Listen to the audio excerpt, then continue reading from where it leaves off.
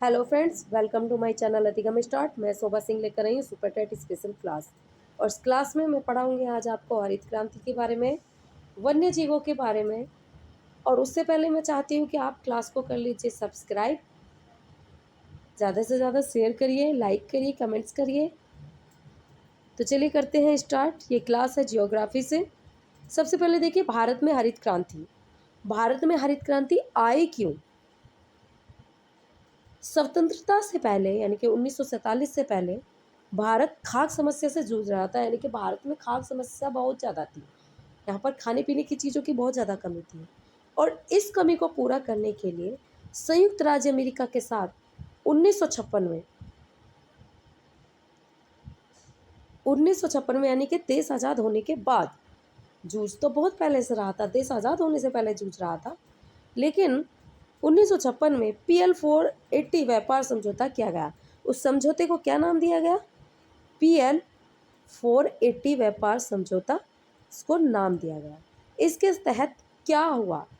इसके अंतर्गत 3.1 million ton गेहूं और 0.19 मिलियन टन चावल के आयात का प्रावधान किया गया। यानी कि विदेशों से मंगाया जाएगा 3.1 मिलियन टन गेहूं, 0.19 मिलियन टन चावल। आगे देखिए, लेकिन भारत में जब 1962-63 में भीषण सूखा पड़ने के कारण अकाल पड़ गया, यानी कि एक तो पहले से ही इतनी कमी थी खाने पीने की चीज़ों की, ऊपर से यहाँ पर पड़ गया अकाल। लेकिन 1963-62-63 में भीषण सूखा पड़ने के कारण अकाल पड़ गया। ऐसी परिस्थितियों से निपटने के लिए भारत में क्या हो गई? हरित क्रांति आरंभ हो गई। अब ये हरित क्रांति आरंभ कैसे हुई? इसमें क्या हुआ? हरित क्रांति का उद्देश्य क्या था? अच्छे बीज सिंचाई के प्रयोग, ध्यान से सुनिएगा, अच्छे बीज सिंचाई आदि के प्रयोग के द्वारा कृषि उत्पादन में अच्छा परिवर्तन लाना था। यानी कि थोड़ी बहुत जो खेती होती थी उसको अच्छा करने के लिए अच्छे बीज, सिंचाई का प्रबंध, जो पानी की यहाँ पर व्यवस्था नहीं थी उसका प्रबंध करने के लिए उत्पादन में अच्छे परिवर्तन लाना, इस योजना को नया नाम दिया गया नई कृषि नीति। नई कृषि नीति कहा जाने लगा। इसी के कारण क्या हुआ? गेहूं की उपज में वृद्धि हुई, अन्य वस्तु की उपज भी बढ़ने लगी। और क्या आ गई? यहाँ पे हरित क्रांति आ गई। और सबसे पहले इस हरित क्रांति शब्द का प्रयोग किसने किया? हरित क्रांति शब्द का प्रयोग, क्वेश्चन आएगा, हरित क्रांति शब्द का प्रयोग सबसे पहले किसने किया? इसका प्रयोग किया अमेरिकी विद्वान विलियम गॉड ने। और कब किया? 1968 में किया। इस शब्द का प्रयोग क्या था? इस शब्द का प्रयोग, इसका वास्तव में अर्थ क्या था? अधिक उपज देने वाली किस्मों के प्रयोग में किया गया। इस शब्द का प्रयोग किया गया अधिक उपज देने वाली किस्मों के प्रयोग में। और हरित क्रांति के जनक कौन थे? इस क्रांति के जनक हैं नॉर्मन बोरलॉग। हरित क्रांति के जनक नॉर्मन बोरलॉग। भारत में हरित क्रांति के भीष्म पितामह कौन है? श्री MS स्वामीनाथन। किसको माना जाता है? MS स्वामीनाथन को माना जाता है। अब देखिए हरित क्रांति के अंतर्गत आता क्या है? हरित क्रांति के अंतर्गत आता है गेहूं, धान और खाद्यान्न उत्पादन आते हैं। इसमें कोई ऐसी चीज़ नहीं है कि जो यूज़ का सामान हो, जैसे कि सीमेंट, ये सब, ये कुछ नहीं है, कोई खनिज नहीं है। इसमें केवल खाने पीने की चीज़ों से संबंधित चीज़ें आती है। गेहूं, धान और खाद्यान्न उत्पादन आते हैं। विश्व में सबसे ज़्यादा कृषि क्षेत्र वाला देश कौन सा है? विश्व में सबसे ज़्यादा कृषि क्षेत्र वाला देश है USA, अमेरिका। कितने नंबर पे है? नंबर फर्स्ट पे। और नंबर सेकंड पे कौन सा है? भारत। भारत कितने नंबर पर है? भारत है नंबर सेकंड पर। ये USA नंबर 1 पे है, भारत नंबर 2 पर है। अब देखिए वन्य जीवों के बारे में। वन्य जीवों के बारे में हम देखेंगे, भारत का कुल भौगोलिक क्षेत्रफल कितना है? भारत का कुल भौगोलिक क्षेत्र है 32,87,263 वर्ग किलोमीटर। ये भौगोलिक क्षेत्रफल क्या है?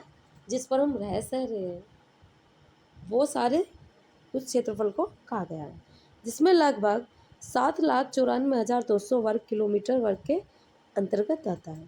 इसका कितना भाग वन के अंतर्गत आता है?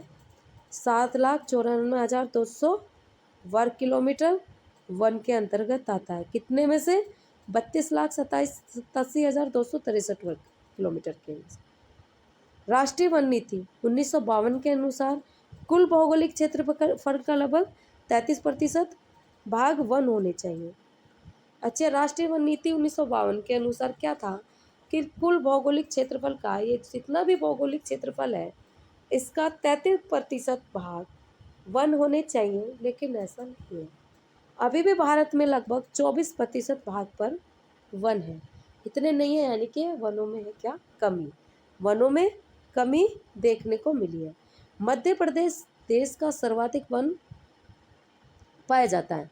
मध्य प्रदेश में क्या पाया जाता है? ये क्वेश्चन है कि मध्य प्रदेश में, क्वेश्चन है कहाँ पर देश का सर्वाधिक वन पाया जाता है। भारत में सर्वाधिक वन कहाँ पाए जाते हैं? तो सबसे ज़्यादा वन पाए जाते हैं मध्य प्रदेश में। और कितने वन पाए जाते हैं? 77,482 वर्ग किलोमीटर क्षेत्र में पाए जाते हैं। कितने? 77,482 वर्ग किलोमीटर है। और ये कहाँ पर स्थित है? मध्य प्रदेश में। दूसरे नंबर पर कौन सा है? दूसरे नंबर पर है अरुणाचल प्रदेश। यहाँ पर कितने वन पाए जाते हैं? 66,688 वर्ग किलोमीटर।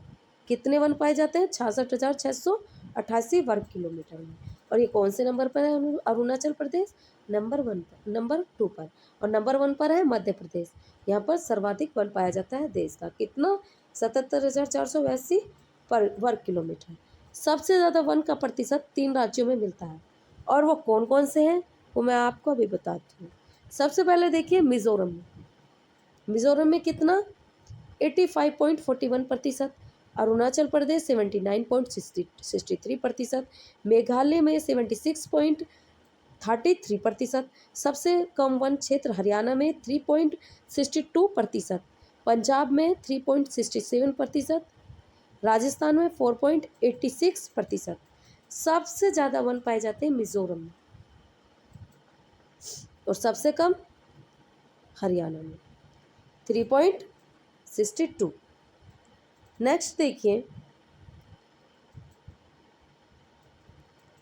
वनों की अधिकता के कारण वनों में रहने वाले पशु पक्षियों, वन्य जीव जंतुओं को संरक्षण मिलता है, यानी कि वहाँ पर क्या मिलता है? उनको वास मिलता है। अगर वन ना हो तो जीव जंतुओं में भारी कमी देखने को मिल सकती है, और वन्य जीव जंतुओं के संरक्षण के लिए वनों की अधिकता जरूरी है। भारत की भू जलवायु है, उसमें अनेक विविधताएं हैं। पर्यावरण की यह विविधता अन्य जीव पक्षियों तथा कीड़े मकोड़ों के लिए प्राकृतिक वास है। ये क्या है? विविधता क्या करती है? पर्यावरण की यह विविधता क्या करती है? वन्य जीवन पक्षियों तथा कीड़े मकोड़ों के लिए प्राकृतिक वास का कार्य करती है। जलवायु के कारण विविधताएं पाई जाती हैं, और इस विविधता का क्या फर्क पड़ता है? अच्छा इफेक्ट पड़ता है। विश्व में क्या पाए जाते हैं कि 15 लाख पशुओं की जातियों में भारत में विश्व की 15 लाख पशुओं की जाति में भारत में 81,251 जातियां पाई जाती हैं। भारत में कितनी पाई जाती हैं? उसमें से 81,251 पाई जाती हैं।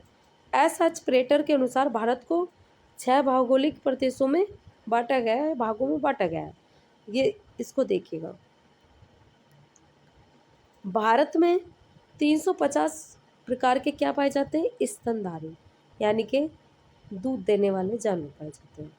दूध देने वाले जानवर पाए जाते हैं। 1200 प्रजातियां पक्षियों की पाई जाती हैं। 453 प्रजातियां सरीसृप, यानी कि रेंगने वाले जंतुओं की पाई जाती है। कितनी? 453। 4500 प्रकार के पौधों की प्रजातियां पाई जाती हैं। और भारत में कीटों की संख्या कितनी पाई जाती है? 50,000, जो कि ज्ञात है। और 13,000 तितलियां और छोटे छोटे कीट उनमें उपस्थित है, जिनको नाम दिया गया मोथ। नेक्स्ट देखिए, बढ़ती जनसंख्या के कारण कच्चे माल की मांग अधिक हो गई है, उसके कारण वनों को क्या कर किया जा रहा है, काटा जा रहा है और वन में कमी देखने को मिली है। इसी कारण जीवों का प्राकृतिक वास घटता जा रहा है। इसमें प्रमुख जैसे बाघों में कमी देखने को मिली है, बाघों में बढ़ती मांग, उनके दांत व खाल को बेचा जा रहा है, इसे व्यापार का एक साधन मान लिया गया है, इसलिए बाघों में कमी देखने को मिली है। और भी जीव जंतुओं के साथ ऐसा ही किया जा रहा है। इसके चलते विलुप्त कई चीज़ें विलुप्ति की कगार पर आ गई हैं। और वो कौन कौन से जंतु हैं? एशियाई शेर, बाघ, कस्तूरी मृग। इसका इस्तेमाल होता है इत्र के लिए या खुशबू वाली कोई भी चीज़ हो उसके लिए। कस्तूरी मृग, गेंडा, नीलगिरी, लंगूर, अजगर, गिद्ध क्या होते जा रहे हैं? ये विलुप्त होते जा रहे हैं। राष्ट्रीय जैविक विविधता अधिनियम 2002 खतरे में पड़ी प्रजातियों और उनके आवासों की सुरक्षा सुनिश्चित करता है। क्या राष्ट्रीय जैविक विविधता अधिनियम क्या करता है? जो भी जीव जंतु खतरे की कगार पे है, यानी कि विलुप्त होने की कगार पे है, और उनकी प्रजाति में क्या है, कमी देखने को मिली है, तो उनकी सुरक्षा के लिए क्या बनाया गया है? Wild life crime control bureau.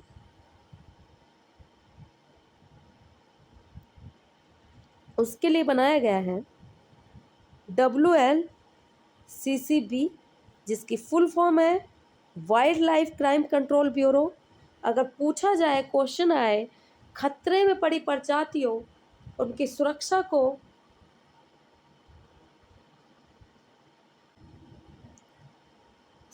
के लिए किस संस्था को बनाया गया है, तो आप लिखेंगे WLCCB, जिसकी फुल फॉर्म है wild life crime control bureau. वन्य जीवों की सुरक्षा के लिए भारत सरकार ने 1972 में वन्य जीवन सुरक्षा अधिनियम पारित किया 1972 में वन्य जीवन सुरक्षा अधिनियम। देश के लगभग 1.5 लाख वर्ग किलोमीटर प्रदेश को, यानी कि कुल प्रदेश का 4.75% किसको दिया संस्था ने? राष्ट्रीय उद्यान अभियान तथा जीव मंडल संशासित प्रदेश को घोषित किया। यानी कि इतने क्षेत्र में 4.75% भाग में पशु पक्षियों के लिए राष्ट्रीय उद्यान, अभयारण्य तथा जीव मंडल संशासित शासित प्रदेश बनाए जाएंगे। और इसी के चलते भारत में राष्ट्रीय उद्यानों की संख्या कितनी है? 104। और अभयारण्यों की संख्या कितनी है? 551 है। भारत का प्रथम राष्ट्रीय उद्यान कौन सा बना? जिम कॉर्बेट, जो कि कहाँ स्थित है? नैनीताल उत्तराखंड में है। और यहीं पर क्या होता है? रामगंगा नदी बहती है। इसका पुराना नाम क्या था? जिम कॉर्बेट नेशनल पार्क का नाम क्या था पुराना? हैली नेशनल पार्क था। और इसकी स्थापना कब हुई थी? 1935 में की गई। सबसे ज़्यादा राष्ट्रीय उद्यान मध्य प्रदेश में पाए जाते हैं। मध्य प्रदेश। और सबसे बड़ा राष्ट्रीय उद्यान कहाँ का है? सबसे बड़ा राष्ट्रीय उद्यान है जम्मू कश्मीर जनपद में है, और इसका नाम क्या है? हिमिस है, और यह लद्दाख में है। सबसे बड़ा राष्ट्रीय उद्यान जम्मू कश्मीर लद्दाख में है, और इसका नाम हिमिस है। भारत का सबसे बड़ा बाघ अभयारण्य कहाँ है? नागार्जुन सागर आंध्र प्रदेश में। भारत का सबसे बड़ा बाघ अभयारण्य क्षेत्र कौन सा है? नागार्जुन सागर मध्य प्रदेश आंध्र प्रदेश में स्थित है।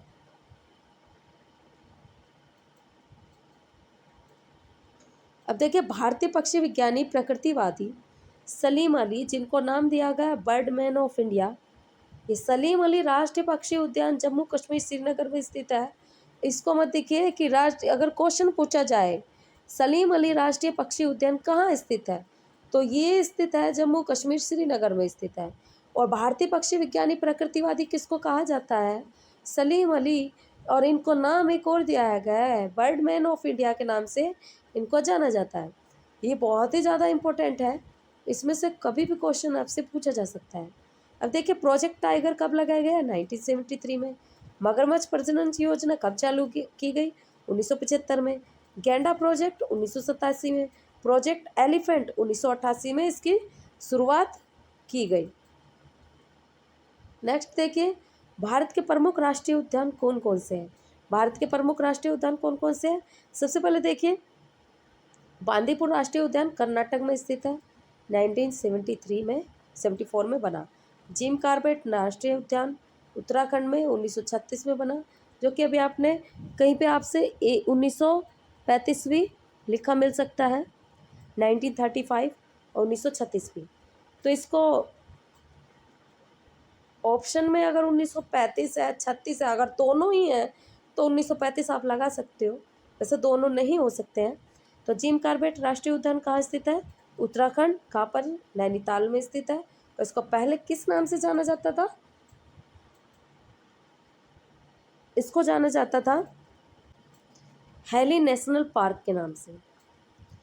नेक्स्ट देखिए, डिब्रू सैखोवा राष्ट्रीय उद्यान, ये कहाँ पर स्थित है, ये असम में, और इसकी स्थापना 1999 में। दुधवा राष्ट्रीय उद्यान उत्तर प्रदेश में 1977 में। एरावाक्युलम राष्ट्रीय उद्यान केरल में 1978 में। मांडला प्लांट फॉसिल राष्ट्रीय उद्यान मध्य प्रदेश में, और इसकी स्थापना 1983 में।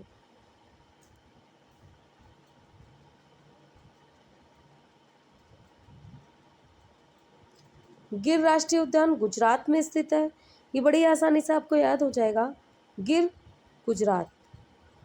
एशियाई शेरों के लिए 1965 में इसकी स्थापना हुई। ग्रेट हिमालयन राष्ट्रीय उद्यान विश्व धरोहर हिमाचल प्रदेश में 1984 में। हिमिस राष्ट्रीय उद्यान जम्मू कश्मीर में 1981 में। इंदिरा गांधी राष्ट्रीय उद्यान पूर्व में अन्नामलाई राष्ट्रीय उद्यान तमिलनाडु में 1989 में। इंद्रावती राष्ट्रीय उद्यान छत्तीसगढ़ में 1981 में। कान्हा राष्ट्रीय उद्यान मध्य प्रदेश में 1955 में। काजीरंगा राष्ट्रीय उद्यान असम में 1974 में। केबुल लामजाओ राष्ट्रीय उद्यान मणिपुर में है, और यह एक राष्ट्रीय उद्यान तैरता हुआ राष्ट्रीय उद्यान है, और ये कब बना है, 1977 में। ये बड़ा ही इम्पोर्टेंट है, इसको याद रखिएगा। तैरता हुआ राष्ट्रीय उद्यान मणिपुर में, और किस झील में, लोकटक झील। केवलादेव राष्ट्रीय उद्यान राजस्थान में 1981 में। कंचनजंगा सिक्किम में 1977 में। नेक्स्ट है नागरहोल राष्ट्रीय उद्यान राजीव गांधी राष्ट्रीय पार्क कर्नाटक में है, 1988 में। नौक्रेक राष्ट्रीय उद्यान मेघालय में 1986 में। पिन वैली राष्ट्रीय उद्यान हिमाचल प्रदेश 1987। सेंट्रल पीक राष्ट्रीय उद्यान अंडमान निकोबार 1979। सरिस्का टाइगर राष्ट्रीय उद्यान राजस्थान 1955। सिमलीपाल राष्ट्रीय उद्यान उड़ीसा 1980। फूलों की घाटी राष्ट्रीय उद्यान उत्तराखंड। अगर क्वेश्चन पूछा जाए फूलों की घाटी कहाँ स्थित है, उत्तराखंड में, और ये कब प्रारंभ किया गया, 1982 में इस राष्ट्रीय उद्यान को आरंभ किया गया। दाचिगम राष्ट्रीय उद्यान जम्मू कश्मीर 1981 में। मानस राष्ट्रीय उद्यान असम में 1990 में। रणथंभौर राष्ट्रीय उद्यान राजस्थान में 1981 में। नेक्स्ट देखिए, वन्य जीव अभयारण्य यानी कि वाइल्ड लाइफ सेंचुरी। वन्य जीव अभयारण्य यह प्राकृतिक आवास है। यह कैसा आवास है, एक प्राकृतिक आवास है, यानी कि जंगलों में जो सरकारी या निजी एजेंसी, ये जंगल में यानी कि एक जंगल में स्थित जो सरकारी या निजी एजेंसी के स्वामित्व में है, जो पक्षियों और जानवरों की विशेष प्रजातियों की सुरक्षा करता है। क्या है, वन्यजीव अभयारण्य, उसको बोलते हैं अभयारण्य। जिसमें क्या होता है, सरकारी या निजी एजेंसी इसके स्वामित्व होती है, इसकी देखभाल करती है। और राष्ट्रीय उद्यान संरक्षित क्षेत्र है जो सरकार द्वारा वन्य जीवों के संरक्षण और उन्हें विकसित करने के लिए स्थापित किए जाते हैं, जिसमें पशु पक्षी कीट सरीसृप आते जाते हैं। यानी कि इस पर तो सरकार का कब्जा, और इसे आगे देखिए और भी अच्छे तरीके से। राष्ट्रीय उद्यान की तरह वन्य जीव अभयारण्य क्या करता है, वन्य जीवों तथा संबंधित प्रजातियों की सुरक्षा के लिए अभियान में मानव की अनुमति दी जाती है, जबकि राष्ट्रीय उद्यान में इसकी अनुमति नहीं दी जाती। अभयारण्य में मानव की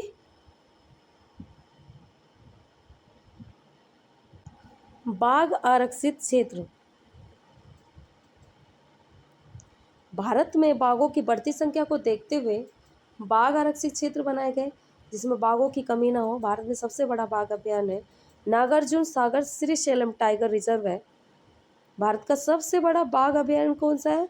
नागार्जुन सागर श्रीशैलम टाइगर रिजर्व है, जो कहाँ स्थित है? आंध्र प्रदेश तेलंगाना में स्थित है, जिसका कुल क्षेत्रफल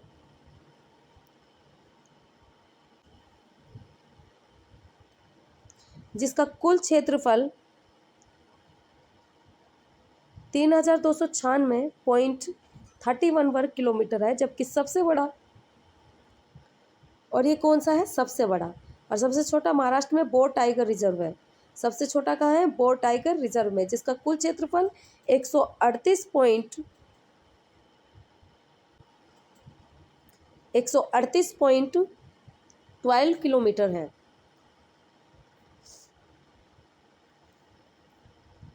बाघ परियोजना 1973 में बाघ परियोजना या प्रोजेक्ट टाइगर प्रारंभ हुआ। कब बाघ परियोजना कब स्टार्ट हुई? 1973 में, या इसको प्रोजेक्ट टाइगर भी कह सकते हैं। यह परियोजना कहाँ से शुरू हुई? यूपी से शुरू की है। इसका उद्देश्य क्या था? बाघों को बचाना। भारत में साल 2010 में कितने बाघ थे? 1700 बाघ थे। और बाघ दिवस कब मनाया जाता है? 29 जुलाई को मनाया जाता है। देखिए, साथ के साथ ये देखते चलें कि बीच बीच में जो आपको ये बता दिया जाता है ना, ये बहुत ही इंपॉर्टेंट होता है। जैसे मैंने अभी बताया, भारत में साल 2010 में सबसे ज़्यादा कम बाघों की संख्या मिली थी, यानी कि 1700 बाघ थे। लेकिन इसकी कमी को देखते देखते केंद्र सरकार द्वारा